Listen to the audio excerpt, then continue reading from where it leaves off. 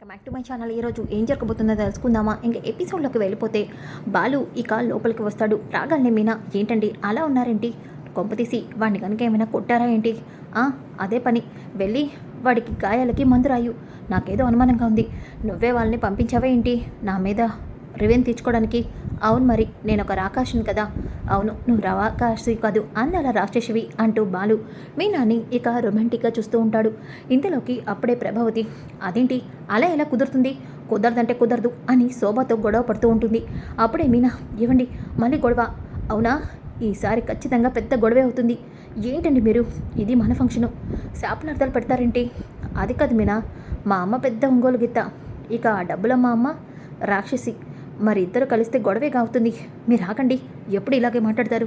అక్కడ ఏం జరుగుతుందో చూసొస్తాను అని చెప్పేసి ఇక అక్కడికి వెళ్తుంది మీనా. వెళ్ళేసరికి శోభ, అలా ఎలా కుదురుతుందండి? ఈ ఫంక్షన్ మా అమ్మాయి కోసం మేము గ్రాండ్గా ఏర్పాటు చేసాం.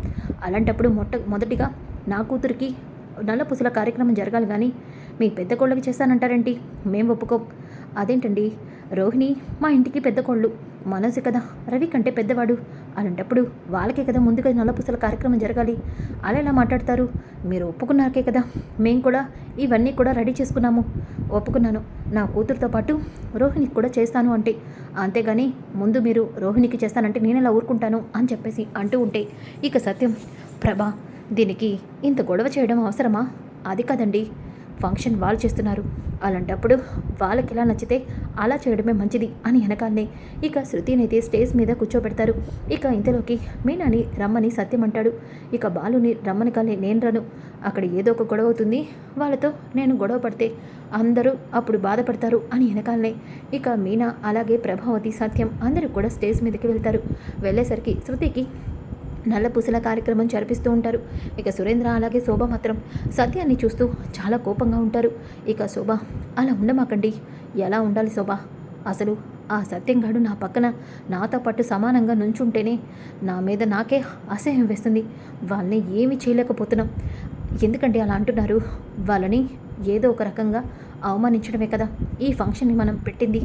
ఖచ్చితంగా అది జరుగుతుంది, మీరేం ఫీల్ అవ్వద్దు అని చెప్పేసి ఇక అంటూ ఉంటే ఇంతలోకి సురేంద్ర, అమ్మ శృతి, ఇదిగో ఈ చైన్ మీ నాన్న నీకు ఇస్తున్న స్పెషల్ గిఫ్ట్. డాడీ, ఇంత గోల్డ్ ఉండగా మళ్ళీ ఈ చైన్ ఎందుకు? ఏదో ఈ అకేషన్కి నీకు గుర్తుగా ఉండాలని నేను ఈ చైన్ని స్పెషల్గా డైమండ్స్తో చేపించాను అని వెనకాలనే ఒక్కసారిగా హ్యాపీగా ఫీల్ అవుతూ ఇక ఆ చైన్ని, డైమండ్స్ చైనా లక్షల్లో ఉంటుందేమో అని అంటూ ఉంటే కామాక్షి, లక్షల్లో కాదు, 50 లక్షలు 70 లక్షల దాకా ఉంటుంది. అవునా కామాక్షి? అవును. సరే కానీ నువ్వు అలా నోరు తెరకు వదినా, అందరూ చూసారంటే వీళ్ళ అత్తగారికి డబ్బు నగలంటే ఇంత పిచ్చా అనుకుంటారు అని వెనకాలనే ప్రభావతి ఇక, అదేంటమ్మా శృతి, మీ నాన్న అంత ప్రేమగా ఇస్తుంటే ఎందుకమ్మా అంతసేపు వాదిస్తున్నావు? తీసుకోవచ్చు కదా అని వెనకాలనే ఇక శృతి ఆ చైన్ని మెడలో వేసుకుంటుంది. మీనా, హెల్ప్ చేయవా అని వెనకాలనే మీనా వెళ్ళి ఇక ఉక్సుని పెడుతూ ఉంటుంది. ఇంతలోకి శృతికైతే నల్లపూసల కార్యక్రమం చేర్పిస్తూ ఉంటారు. ఇక విద్య అయితే, ఏ రోహిణి, శృతికి నల్లపూసల కార్యక్రమం జరిపిస్తున్నారు. అదేంటి, ముందు నాకు కదా జరిపించాల్సింది? లేదు, శృతి వాళ్ళ అమ్మగారు ఈ ఫంక్షన్ చేస్తుంది మేము, అలాంటప్పుడు మా కూతురికి మొదట చేస్తాం తప్ప మీ పెద్ద కోళ్ళకి ఎందుకు చేస్తామో అని గొడవ పడ్డారు. అవునా, ఇప్పుడు ఆంటీ డైరెక్ట్గా నా దగ్గరికి వచ్చేస్తుందేమో. అసలే ఆంటీ ఆ విషయంలో కోపంగా ఉండుంటారు. ఇప్పుడు ఈ కోపం అంతా నా మీదే చూపిస్తారేమో, నాన్న ఇంకా రాలేదేంటి అని. అవునే, మరి నేను చెప్పింది చేసావా లేదా? ఆల్రెడీ చేశాను. ఇప్పుడు ఈ పాటికి వాడు ఆ బాలుతో మందు కొట్టిస్తూ ఉండుంటాడు అని వెనకాలని, ఏమో వెళ్ళి చూడవే అని అంటుంది. ఇంతలోకి ఒక పక్కన బాలు సీరియస్గా కూర్చుని ఉంటాడు. అప్పుడే అక్కడికి ఇక ఈ పురమాయించిన అతనైతే వస్తాడు. ఏం బాసు, ఖాళీగా కూర్చున్నావేంటి? నిన్ను చూస్తుంటే నాకు జాలిగా అనిపిస్తుంది. నన్ను చూసి జాలిపడాల్సిన అవసరం నీకేముంది? అదేంటి బాసు, నిన్ను చూస్తుంటే బాగా మందు కొట్టేవాళ్ళ కనిపిస్తున్నావు, అలాగే చూస్తుంటే డల్గా కూడా కనిపిస్తున్నావు. అందుకే నీ కోపాన్ని, డల్నెస్ అంతా తగ్గించడానికి నేను ఒక పెద్ద బందోబస్తే ఏర్పాటు చేశాను. నా కోసమా? అవును బాసు, రా నాతో పాటు రా అంటూ బాలుని చేయి పట్టుకొని తీసుకెళ్తుంటే, వీడెవడు, అసలు వీడెవడో కూడా నాకు తెలియదే, నా కోసం బందోబస్తు ఏర్పాటు చేశానంటున్నాడు. కొంపతీసి బయట రౌడీలతో కుమ్మిస్తాడా ఏంటి? అయిపోయాడే నా కొడుకు. ఫంక్షన్ బయట కాబట్టి వీడిని ఎరగదీసేస్తాను అంటూ బాలు అయితే ఇక మెల్లగా అలా వెళ్తూ ఉంటాడు. వెళ్ళేసరికి కార్ దగ్గర తీసుకెళ్తాడు. ఏంటి బాసు అలా చూస్తున్నావు? నీకు నేను ఫుల్ మందు సెటప్ ఏర్పాటు చేశాను చూడు అంటూ కార్ డిక్కీని ఓపెన్ చేస్తాడు. ఒక్కసారిగా hot chips, omelette, chicken pakodi, అలాగే బా మందు అన్నీ కూడా ఉంటాయి. ఇదేంటి ఇన్ని రకాల మందులున్నాయి? Wine, whisky, రంబు. నువ్వేం తాగుతావో తెలియదు కదా బ్రో అని వెనకాలనే. ఏంటి వీడు నేనేం తాగుతానో తెలియదని అన్నీ తీసుకొచ్చి ఇక్కడ పెట్టాడు. అంటే వీడితో ఎవరో నాతో తాగించమని చెప్పారు. చెప్తా వీడి పని అని చెప్పేసి, సరే నాకు మందు కొట్టడం అలవాటే కానీ ఇప్పుడు ఫంక్షన్ జరుగుతుంది కదా బ్రదర్, అలాంటి ఫంక్షన్స్ ఎన్నో జరుగుతాయి. మన మందు వాళ్ళకి ఇలాంటి ఫంక్షన్స్ కొత్త ఏమీ కాదు, ముందు నువ్వు తాగు అంటూ గ్లాస్లో మందు పోసి ఇస్తాడు. ఇక బాలు అయితే ఆ మందు గ్లాస్ పట్టుకొని, ముందు ఈ మందుని కొంచెం కింద పారబోసి తాగుదాం, అదేంటి దిష్టి తగులుతుందని అని అంటాడు. ఇక మీనా అయితే శృతి పూలు నలపుసల కార్యక్రమం అయిపోయిన తర్వాత ఇక కిందకి వచ్చి, ఇదేంటి ఈయన ఎక్కడ కనిపించట్లేదే, అక్కడే కూర్చోమన్నానే, ఎక్కడికి వెళ్ళాడినా, కొంప తీసి వాళ్ళతో గొడవ పడుతున్నాడా ఏంటి అని చెప్పేసి మీనా ఇక బాలుని వెతుక్కుంటూ వెళ్తుంది. ఇంతలోకి రోహిణి అలాగే విద్య అక్కడికి వస్తారు. రాగానే ప్రభావతి, రోహిణి మీ నాన్న ఏంటి ఇంకా రాలేదు, అసలు వస్తాడా, వచ్చే బుద్ధి ఏమైనా ఉందా అంటే అది అని అంటూ ఉంటే ఇక శోభ, ఏంటి రోహిణి వాళ్ళ నాన్న ఇంకా రాలేదా, పంతులు గారు ఇక ఆలస్యం అవుతుంది, త్వరగా వేరే జంటని కూడా తీసుకురండమ్మా అని అంటాడు. ఇక వెంటనే మనోజు అలాగే రోహిణి కూడా ఇక వెళ్ళి స్టేజ్ మీద కూర్చుంటారు. ఇక ప్రభావతి, టైం అయిపోయాక చెప్తాను పని అని చెప్పేసి ఇక తంతని ముగించేస్తుంది. ఇంతలోకి బాలు అయితే మందు తాగకుండా ఆ గ్లాస్లో ఉన్న మందుని మెల్లగా పక్కన పంపిస్తూ ఇక అతని దగ్గర తాగినట్టు బిల్డప్లు ఇస్తూ ఉంటాడు. ఇంతలోకి అప్పుడే మీనా బాలుని వెతుక్కుంటూ అక్కడికి వస్తుంది. రాగానే బాలు ఇంకా మందు గ్లాస్ పట్టుకొని ఉంటాడు. అది చూసిన మీనా, ఇవ్వండి ఏం చేస్తున్నారు మీరు, ఈరోజు మందు తాగరని నాతో ఒట్టేశారు కదా, మరి ఇదేంటి ఇతనితో కలిసి మందు కొడుతున్నారు, మందు తాగితే మీరు ఎలా ఉంటారో మీకు తెలుసు కదా, ఎందుకండి ఇలా చేశారు, ఇప్పుడు ఏం చేయాలి భగవంతుడా, ఇటు ఇవ్వండి ఆ గ్లాసు అని అంటూ ఉంటే, మీనా మీనా మీనా ఆగు, దయచేసి అలా చేయమాకు మీనా, ఆగు మీనా అని అంటూ ఉంటే ఇంతలోకి ఒక పక్కన బాలు అయితే ఇక మీనాని పక్కకి తీసుకెళ్తాడు.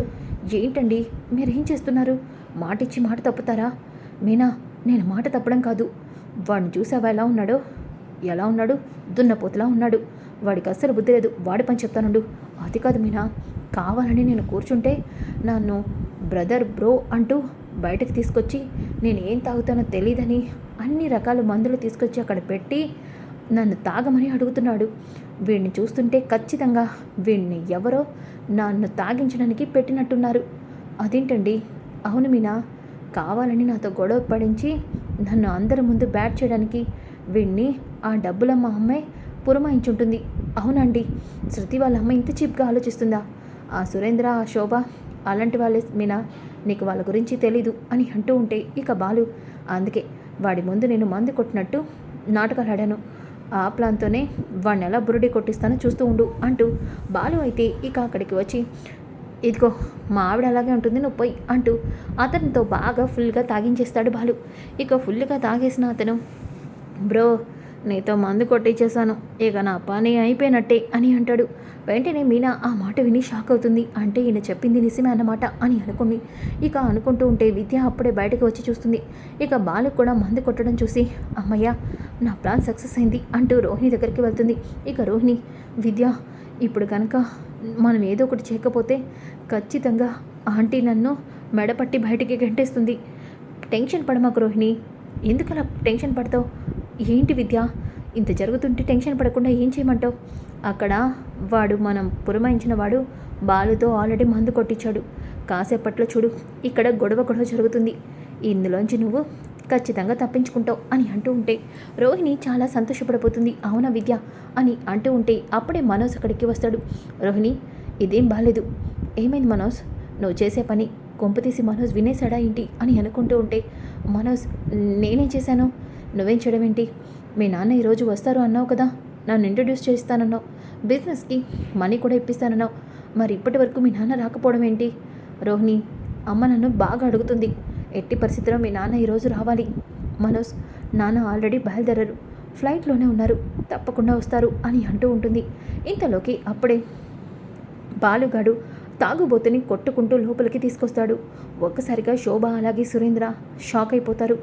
ఏంటి ఏ బాలు ఏం చేస్తున్నావు నువ్వు అని అంటూ ఉంటే ఇక సత్యం, ఒరే బాలు ఏం చేస్తున్నావు నువ్వు, అమ్మ మీనా, నువ్వు కూడా ఉన్నావు కదమ్మా, ఏమైంది, ఎందుకు అతన్ని అలా కొడుతున్నాడు వీడు అని అంటూ ఉంటే ఇక ప్రభావతి, వీడికి కొట్టడం కొత్త ఏమీ కాదు కదా, ఏంటి మందు కొడు సాసన వస్తుంది అంటే వీడు తాగినట్టున్నాడు, వీడు మళ్ళీ ఏం గొడవ చేస్తాడో ఏంటో, వీడిని ఇక్కడి నుంచి వెళ్ళిపోమని చెప్పండి అని సత్యంతో చెప్తుంది.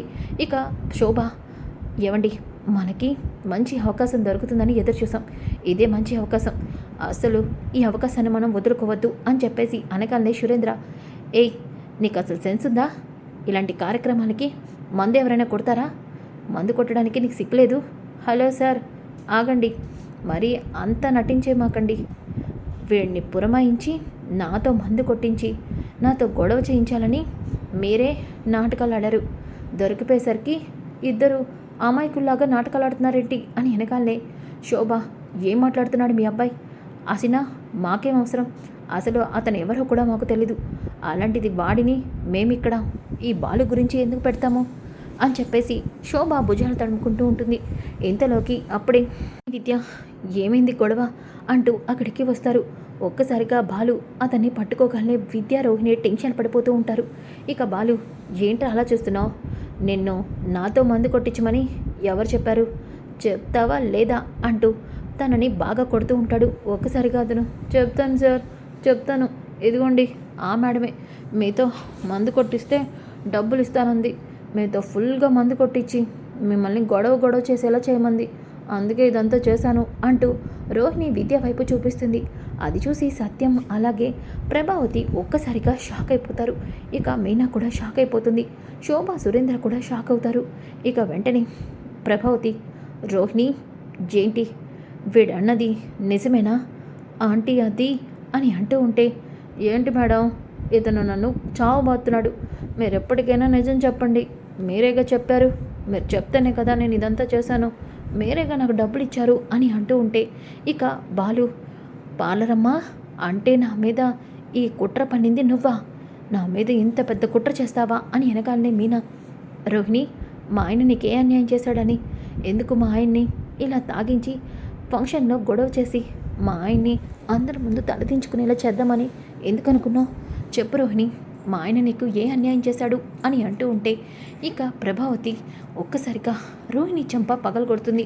దాంతో రోహిణి, ఆంటీ నోర్బై, ఎందుకు ఇలా చేశావు చెప్పు, ఎందుకు బాలుగాడితో తాగించడానికి వాడిని తీసుకొచ్చావు, ఏం జరుగుతుంది అసలు, నువ్వేం చేస్తున్నావు అని అంటూ ఉంటే, ఆంటీ అది అది అని అంటూ ఉంటే ఇక విద్య, ఆంటీ దయచేసి రోహిణిని కొట్టద్దు, మీరు రోహిణి వాళ్ళ నాన్నని ఇండియాకి రమ్మని చెప్పారంట కదా, అలా రావటం కుదరదు, దానికి ఎక్కడ రోహిణిని మీరు తిడతారన్న భయంతో బాలుతో తాగిస్తే బాలు గొడవ చేస్తాడు, అప్పుడు అందరి ఫోకస్ బాలు మీదకి వెళ్తుంది, రోహిణిని ఎవరు వాళ్ళ నాన్న కోసం అడగరు కదా, అందుకనే రోహిణి ఇలా అబద్ధం చెప్పింది.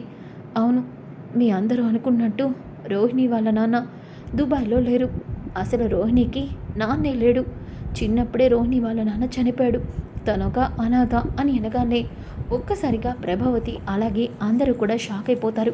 ఇక అక్కడున్న శోభ, చాలా బాగుంది, పెద్ద కోడలు ఇన్ని అబద్ధాలాడి మీ ఇంటికి కోడలైందన్నమాట, మలేషియా దుబాయ్లో ఉంటాడు మీ వియ్యంకుడు అంటే మేమేదో గొప్ప సంబంధం అనుకున్నాం, కానీ ఇలాంటి అనాథ సంబంధం అని అస్సలు అనుకోలేదు అని అంటూ ఉంటే ఇక సురేంద్ర, వీళ్ళందరూ ఇంతేలే శోభ, చూడమ్మా మా అమ్మాయితో నీలాంటి అనాథకి నల్లపూసల కార్యక్రమం చేపించామంటే నాకే చాలా బాధగా అనిపిస్తుంది, ఇలా మోసం చేయడానికి నీకు సిగ్గుగా అనిపించట్లేదు ఇలాంటి పనులు చేసేది అని అంటూ ఉంటే ఒక్కసారిగా మీనా, ఏవండి రోహిణి అనాథ అయి ఉండొచ్చు కానీ తను కూడా ఒక మనిషే కదా, కరెక్ట్గా చెప్పావు మీనా, ఈ డబ్బులమ్మ వాళ్ళ అమ్మకి వాళ్ళు మాత్రమే మనుషులు అనుకుంటా, అనాథలైతే మనుషులు కాదేమో అని అంటూ ఉంటే ఇక ప్రభావతి, ఆపండి, ఇక ఎవ్వరు కూడా ఏమీ మాట్లాడద్దు, ఈ తప్పుకి రోహిణినే తప్పని తెలిసింది కదా, దీని సంగతి నేను చూసుకుంటాను,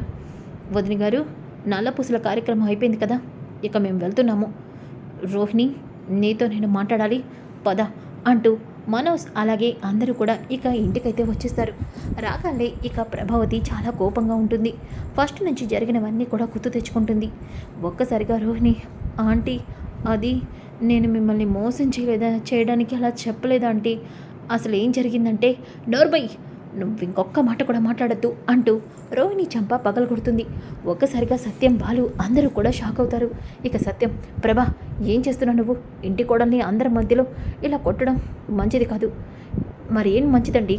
తన నాన్న మలేషియాలో ఉన్నాడని, కోట్లకి అధిపతిని, మనందరినీ మోసం చేసి మనోజ్కి బల్లమైపోయింది. అది మరి తప్పు కదా? అది నేరం కదా? చెప్పండి. మన మనోజు 3 డిగ్రీలు చదివాడు. అలాంటి మన మనోజ్కి ఇలాంటి దిక్కుమాలి సంబంధం చేస్తానని నేను ఎప్పుడు కూడా అనుకోలేదు.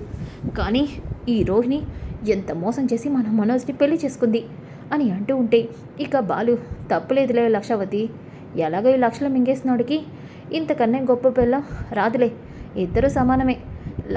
వీడేమో లక్షలు మింగాడు, తనేమో అబద్ధాలు మింగింది అని అంటూ ఉంటే ఇక ప్రభావతి, నువ్వు రాపురా, నువ్వు మాత్రం ఈ మధ్యలోకి రామాకు. చెప్పు, ఎందుకు ఇంత మోసం చేసావు? ఎందుకు మా అందరినీ ఇలా అబద్ధాలు చెప్పి నమ్మించావు? చెప్పు అని అనగానే, ఆంటీ నేనేం మోసం చేశాను అంటారేంటి?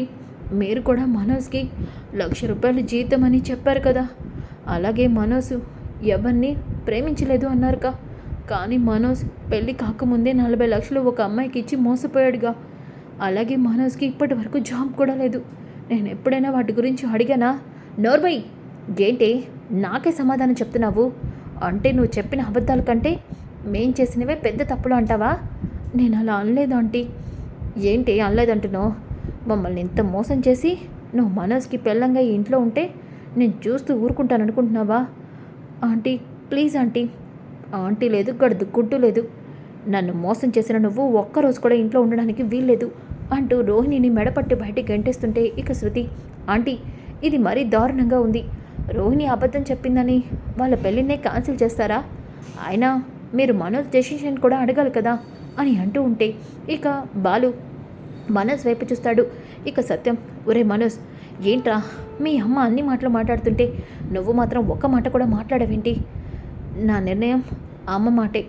అవును, రోహిణి చేసిన తప్పుకి అమ్మ తీసుకున్న నిర్ణయం కరెక్టే అని అంటాడు. మనోజ్, నేను నిన్నెంత ప్రేమించాను, కానీ నువ్వు నన్ను అర్థం చేసుకుంది ఇంతేనా? బాలు నా విషయంలో ఎప్పుడు కూడా సపోర్ట్గా ఉంటాడు.